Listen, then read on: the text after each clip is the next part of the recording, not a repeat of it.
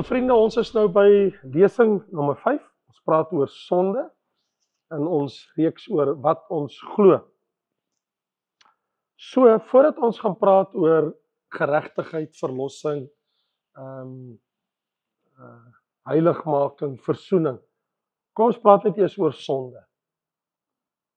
Die een stryd wat mense altyd het is, maar waar kom sonde vandaan? Ons het nou so 'n bietjie daaraan geraak, maar as ons praat oor die oorsprong van sonde, dan wil ons sê, ons kan nie die oorsprong van sonde verduidelik nie, want as ons dit kan verduidelik, dan sal ons soos God wees. Want God weet waar dit gebeur het, hoe dit gebeur het, wat 'n oomblik plaasgevind het. Al wat ons weet is, sonde is nie 'n skepingsdaad van God nie. Ek vind dit so vreemd, byvoorbeeld, wanneer sekere gelowe in Afrika, hulle vang apies en maak hulle dood, want hulle sê die apies is boos. En ek is like, nou maar hoekom doen julle dit? Want die Bybel sê, dag 1 het God geskaap en dit was goed, dag 2 dit was goed, dag 3, en toe God die diere gemaak het en dit was goed. God het nie bose apies gemaak nie, en hy maak hulle dood, want hulle sê hulle is boos. So die mens maak dit boos, maar God het dit nooit boos gemaak nie. So niks wat God geskaap het is sondig en boos nie. So die Here het nie die duiwel geskaap nie, hy het 'n engel geskaap. Die Here het nie gevalle engele geskaap nie. Die sonde kom nie van God af nie. Maar God waarsku ons oor die effek van sonde in die skepping. So ons kan nie 'n logiese antwoord gee nie. Maak saak hoeveel ons in die Bybel gaan kyk nie. Dit is daar.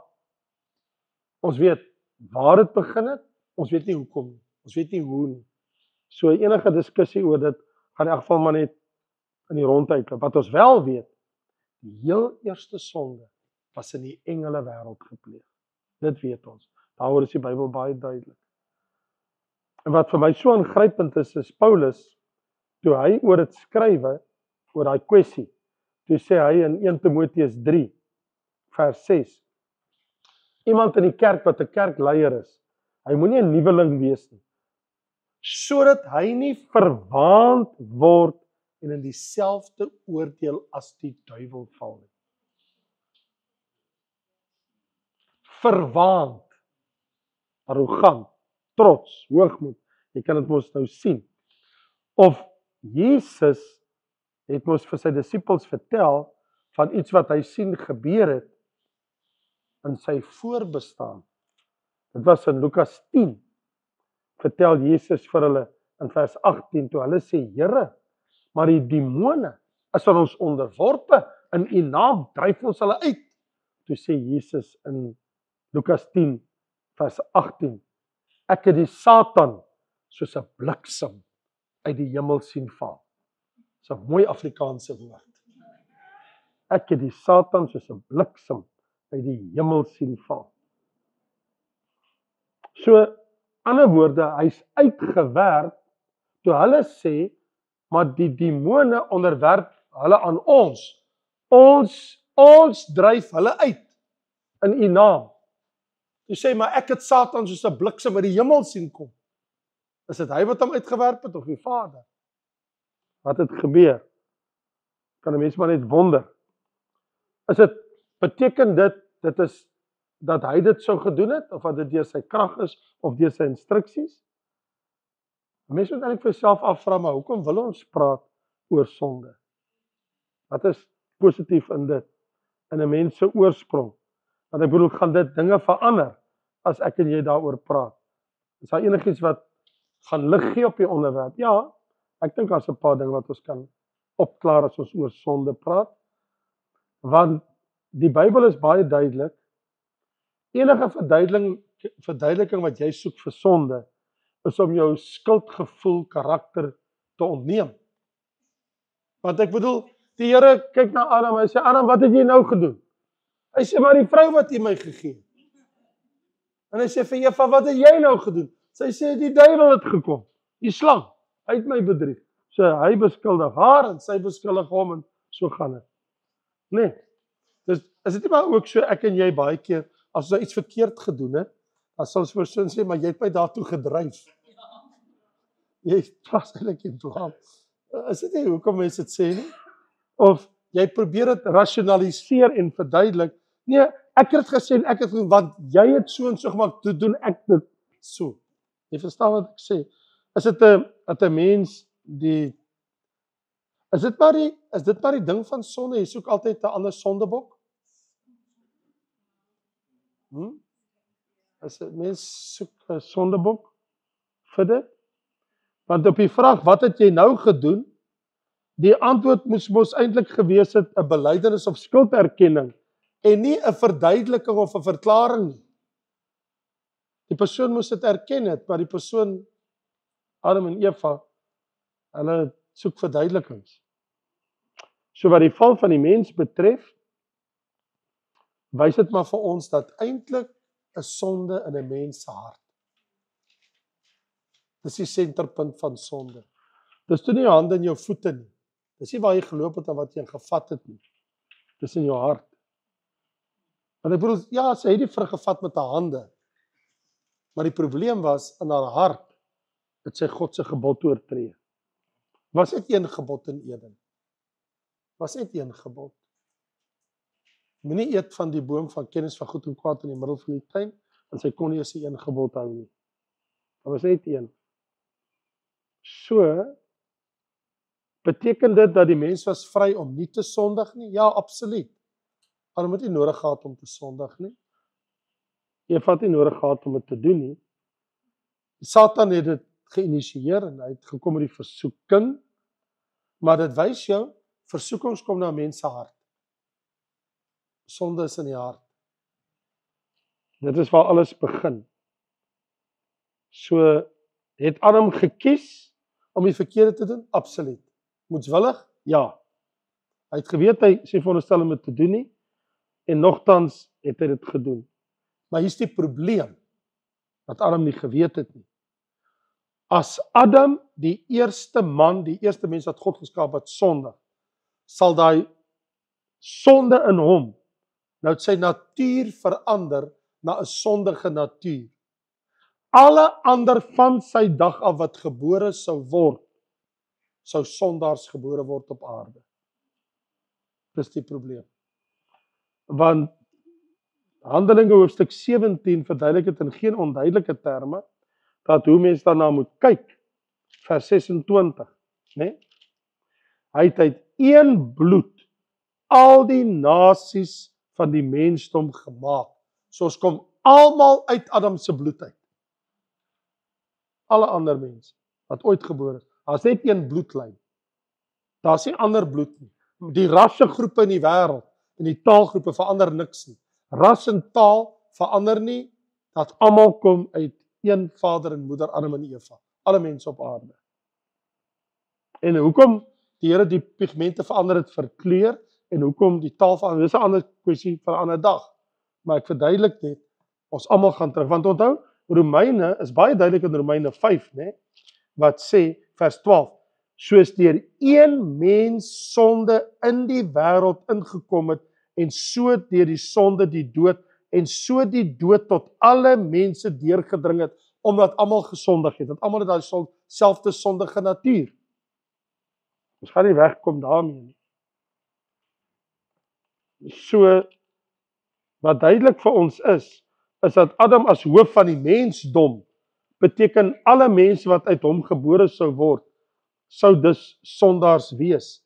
So, in 'n sekere sin is ons almal maar skuldig aan die sondes van Adam, want ons kom almal, soos 1 Korintiërs 15 sê, ons sterwe almal in Adam, bedoelende, ons sterwe in sonde.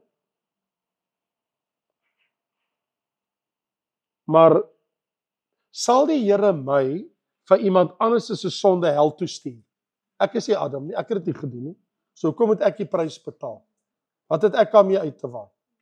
Wel, ons het almal 'n sondige natuur in ons, okay? Dit het ons almal mee gebore, maar ek is verantwoordelik vir my eie daadsondes. Die Here stuur nie my hel toe as my vrou sonde doen, of my kind sonde doen, of 'n mede-kollega sonde doen nie. As ek hel toe gaan dit oor my sondes wat ek gedoen het, niemand anders nie. So, niemand kan sê, ja, maar Adam is die oorsaak hoekom ek hel toe gaan. God stuur nie hel toe as gevolg van Adam nie, want Jesus Christus bied jou saligheid en vergifnis van sonde. So jy hoef nie in jou sonde te sterf nie. Maar dat ons almal deel het aan sy erfsonde, is dit waar. Want Dawid sê mos, ek is in sonde gebore, ontvang nie met sonde nie. So, ons is almal in sonde gebore, in 'n sondige wêreld, met 'n sondige natuur, maar ons is nie met sonde gebore nie. Die sonde wat ek doen is my eie.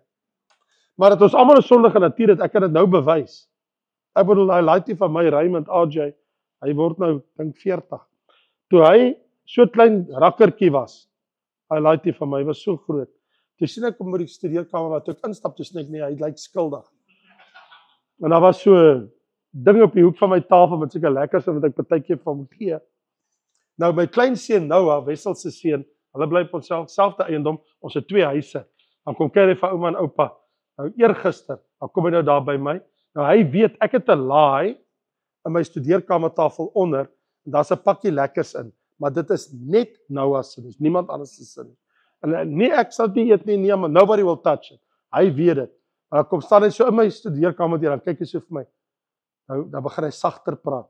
Hy eers kom by die gang en sê, oupa, oupa, en dan kom hy tot daar by die gang en sê, daar kom. Hy staan so in die kyk en sê vir my, Noah want a sweetie.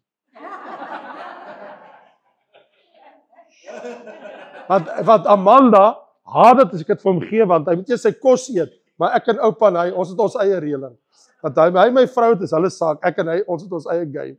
So dan kom hy nou daar by my, as dit, oupa, sweetie. Dan kyk hy vir die deur. Nou weet hy, as ek, yes.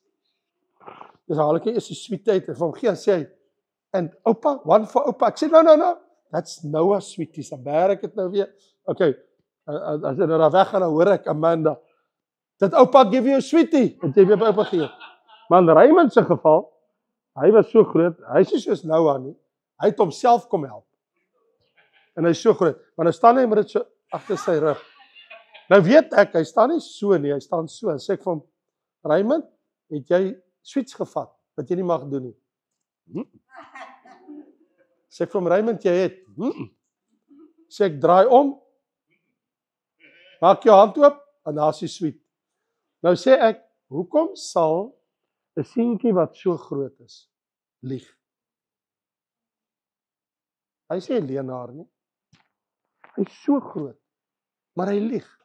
Hy sê vir my, hy het nie gevat. En hy weet, terwyl hy voor my staan, dis in sy hand agter sy rug, hy voel dit in sy hand. Dis hy dier in jou. Daai sondige natuur. Dit wys jou, dis daar van jou geboorte af. Dis daar. Jy weet dit. Jy weet wat jy pas, jy moet dit doen, dan doen jy dit. So, wat ek wil sê is, ons is almal so gebore, ons is gebore met 'n sondige natuur. Maar toe gebeur iets wonderliks. Die Bybel sê, wanneer jy wedergebore word, ontvang jy 1 Petrus die goddelike natuur. Nou het jy 2 nature in jou. Sondaars het net 'n sondige natuur. 'n Kind van God het nou 2. Nou het jy die goddelike natuur wat uit God gebore is deur die Heilige Gees in jou hart. So nou het jy die potensiaal om altyd reg te kan doen. Maar nou moet jy hierdie sondige natuur, die old man, moet jy die hele tyd aflê en kruisig, en vir hom sê nie, jy is dood. Dis hoekom die Bybel sê, deur die doop, as jy deur die doopwater gaan, is dit mos eintlik 'n watergraf. So jy sê net voorstel vir 'n ou man te sê, jy bly net daar in die water. Ek weet van 'n ou wat toe hom doop, toe sy een hand is nog so in die lug, maar die lyf is onder die water. Toe skree iemand in die kerk, daai hand wat so steel, kry hom onder.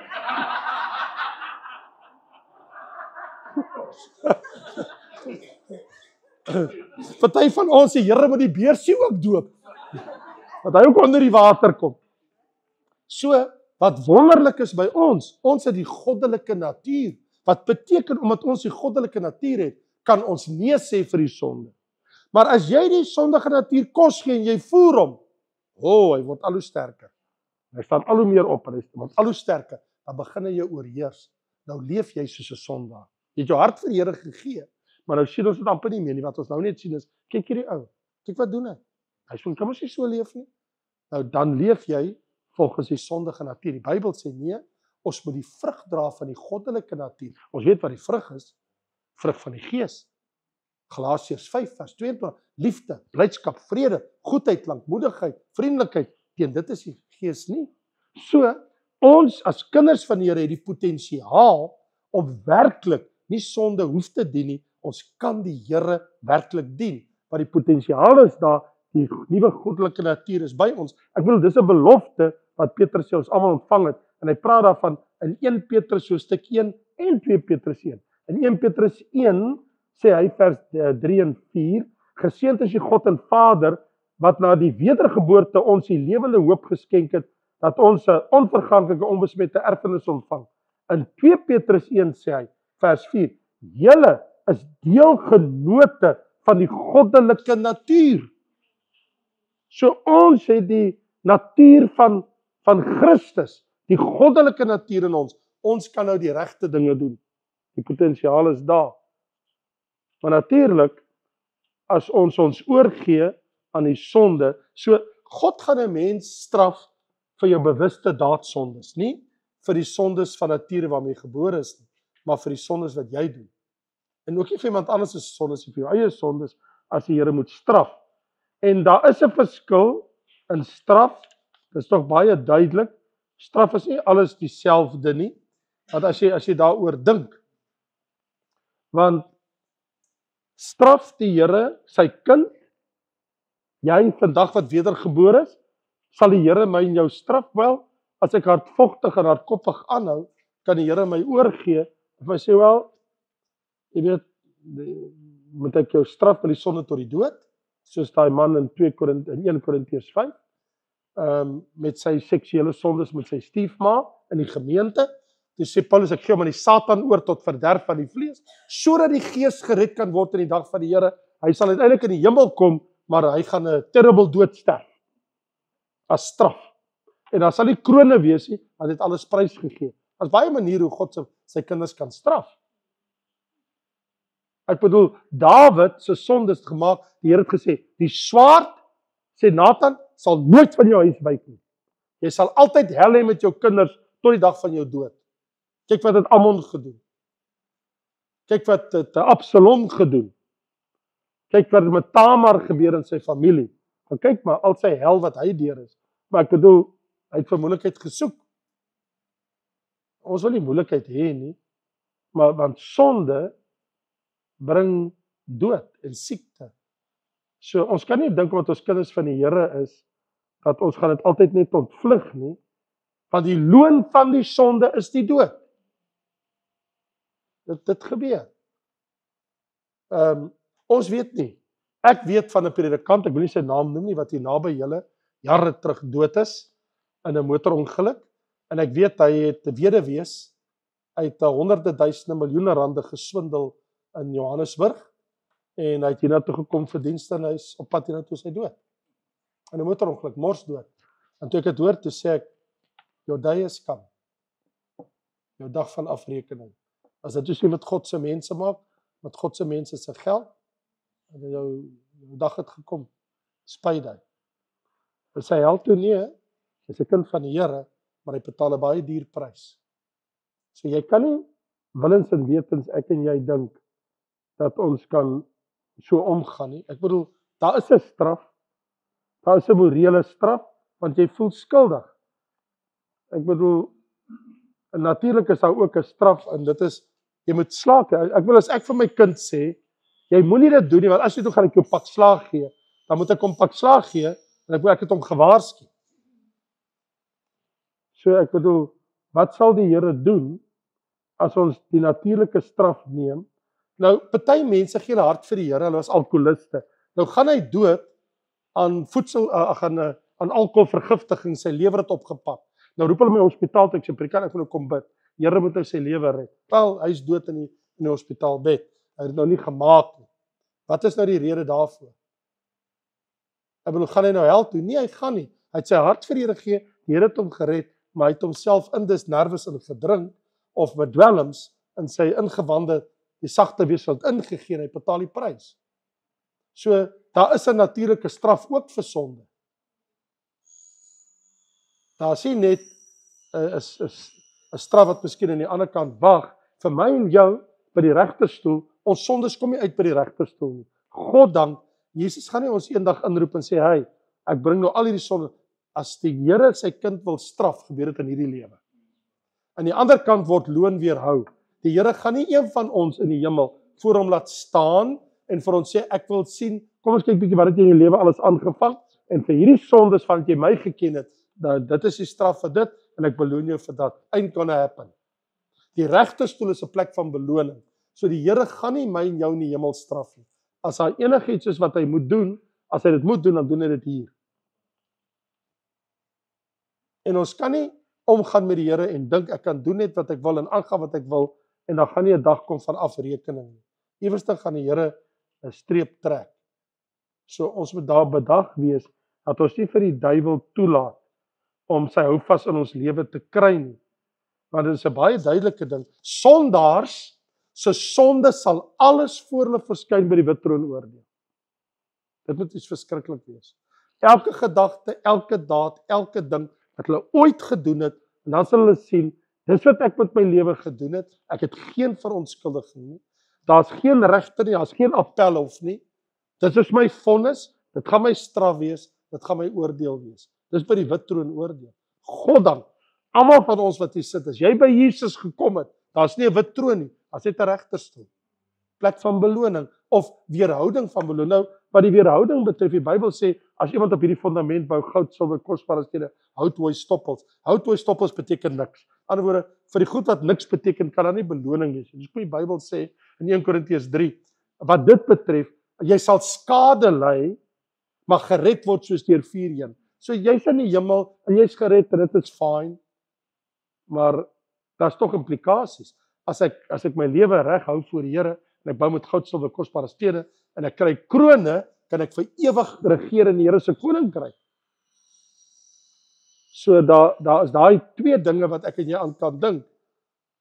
Jy moet net die deur toemaak asseblief. Dankie. So wat ek net wil vra is, as ons dink oor hierdie dinge, moet ons net besef dat as kinders van die Here mag ek enige tyd na God toe kom. Ek kan enige tyd om vergifnis vra vir my sondes en die Here is altyd gewillig om te vergewe as ek met berou kom. Die Here sal dit altyd doen. Die Here hou dit nie teen my en jou nie. So wat sonde betref, die Bybel sê ons het die sonde afgesterwe in Christus en dat ek en jy moet wegbly van dit af.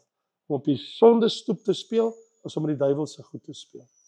So wat sonde betref, kan ek en jy absoluut seker in ons hart hê, in Christus Jesus is al ons sondes weggewas. En die Here hou niks te my. Nou, dit was nou die slegte nuus wat ek nou gedeel het, en goeie nuus in 'n sekere sin, maar die beste nuus het ek vir laaste gehad. Heel laaste. Het jy jou Bybel by jou? Wil jy, die van jou wat die Bybel het, wil jy saam met my lees? In Jesaja 65. Ek het die beste vir jou vir laaste gelos. So daar staan in Jesaja 65 vers 17, dan kyk ek skep nuwe hemele en 'n nuwe aarde. Nou moet jy vashou. En aan die vorige dinge, jou lewe op aarde wat jy gehad het, sal nie gedink word en dit sal in die hart nie opkom nie, maar julle sal bly wees en juig vir ewig wat ek skep. Dan wil ek iets sê, daar gaan 'n oomblik kom in die ewigheid, waar die Here jou, kan ek sê, harddrive, jou brein, gaan vol het, waar jy alles vergeet, wat in jou hele lewe op aarde gebeur het, en die sondes waarmee jy en ek betrokke was. Hy sê dit sal in die hart nie opkom, jy sal nooit daaraan dink. Kan jy dink om vir alle ewigheid in God se teenwoordigheid te wees en nie eers te kan onthou van enigiets wat jy ooit in jou lewe verkeerd gedoen of gesê het aan God of enige mens ooit in jou lewe? Is dit nie wonderlik nie? Want dan het jy geen skuldgevoelens nie. Jy gaan nie met verwyte daar sit. Jy gaan nie vir ewig in die hemel wees en sê ek het my lewe opgemors. Wat het ek hier gedoen? Wat het ek daar? Kyk wat het ek aangevang.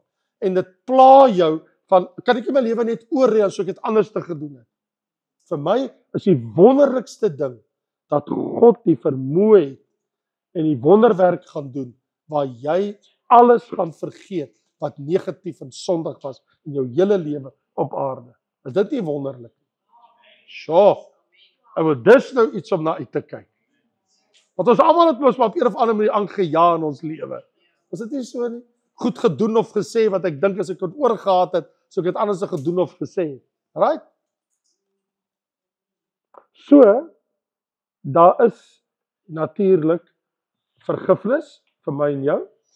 En ons weet dat wanneer die Bybel sê die loon van die sonde is die dood, bedoel die Bybel eintlik alle sondaars gaan nie net sterf dood nie, maar hulle gaan ook na die ewige dood wat in die poel van vuur is. Ek en jy, omdat ons vergewe is daar nie 'n ewige dood nie. Maar potensieel kan ons almal sterwe, ons almal sondes gedoen. Want hoekom sterf 'n baba? 'n Baba van 3 maande het nie sonde nie. Hoe kan 'n baba sterf wat geen sonde het? Hy het 'n sondige natuur. Dit maak dit potensieel moontlik. Of jy nou is, sal die Here babas verantwoordelik hou vir enige sonde? Nee. Eers as jy rekenpligtig is. Wanneer is jy rekenpligtig? Die Jode beskou jou rekenpligtig wanneer jy 13 jaar oud is. Maar dis maar net die Jode se hulle eie persepsie met hulle barwisva, as hulle dit doen. Hulle beskou jou van 13 jaar, as jy mens jou eie reg en kan jou eie besluite neem in die lewe en jy sal pa staan vir wat jy doen. Maar dit is per. Dis hoekom Jesus, toe hy 12 jaar oud was en hy sit in die tempel en sy moeder kom soek hom, sy sê vir hom, "Seun, wat het jy nou gedoen, my kind?" En hy sê, "Maar weet jy nie ek moet dinge van my Vader wees nie." Volgens haar het hy verkeerd gedoen. Wel, hy het nie verkeerd gedoen in sy oë nie. Hy was by sy Vader se dinge. Maar hy was toe net 12 jaar oud. Hy was nie 13 nie. Dus moes vir hom sê, kind, wat het jy nou gedoen? Sê, ek is by die dinge van my Vader. Dis waar ek moet wees. Amen. Tot 'n volgende keer.